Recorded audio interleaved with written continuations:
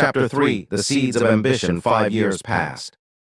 The kingdom continued to prosper. Far beyond the capital, where no royal banners flew and no court politics reached, Isabella had finally found the life she had dreamed of. The First High Mage was no more.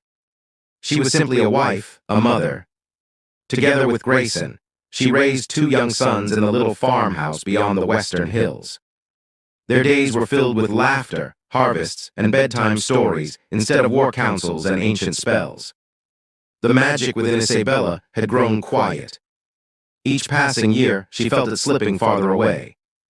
Yet she never regretted her choice. Not even once. Within the royal palace, another family was growing. King Virgil and Queen Rachel were blessed with 2 sons. The eldest, Prince Richard, possessed the confidence expected of a future king. The younger Prince William inherited his father's kindness and gentle heart. For a time, it seemed the kingdom had entered an age that would last forever. Peace. Prosperity, hope. But peace often allows ambition to grow unnoticed. No one understood that better than Lord Clifford. Age had not softened him. It had only made him more patient. He no longer dreamed of wearing the crown himself. Instead, he dreamed of placing it upon the head of his eldest grandson. Prince Richard, a king by blood, yet a ruler guided by his grandfather's hand. A puppet upon the throne. Lord Clifford knew that no loyal noble would support such a scheme, while King Virgil remained strong. So he chose a different path. He would create a crisis, then offer himself as the only man capable of restoring order.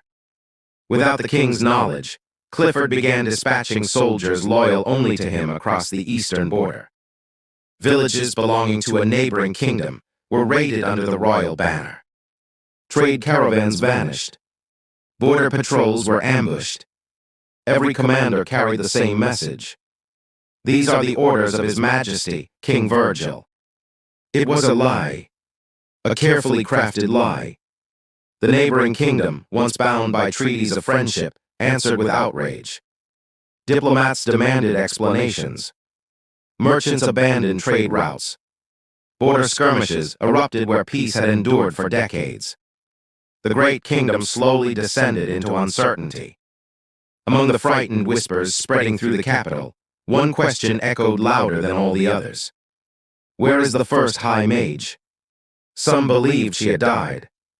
Others claimed she had ascended beyond the mortal world. Children still repeated stories of the witch who could summon storms and shatter mountains with a single spell. But stories could not defend the kingdom, and Isabella was nowhere to be found. The greatest weapon the realm had ever known had simply vanished. Seeing chaos return, Lord Clifford grew bolder. Night after night, he met privately with Queen Rachel. The kingdom needs certainty, he told his daughter. The nobles grow restless. The people must know who will succeed the king.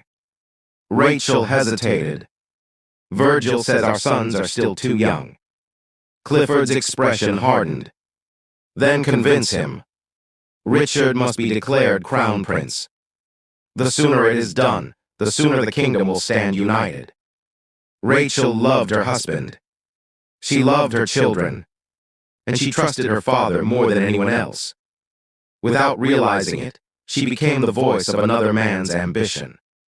Each day she gently urged King Virgil to name Prince Richard as heir. Each day the king delayed. He sensed that something was wrong. He could not yet see the hand moving the pieces. But he felt the kingdom changing. The peace he and Isabella had sacrificed so much to build was beginning to fracture. And somewhere beyond the western hills, the woman who could have stopped it all was teaching her youngest son how to plant tomatoes, unaware that the shadows of war were once again gathering over the kingdom she had sworn to protect.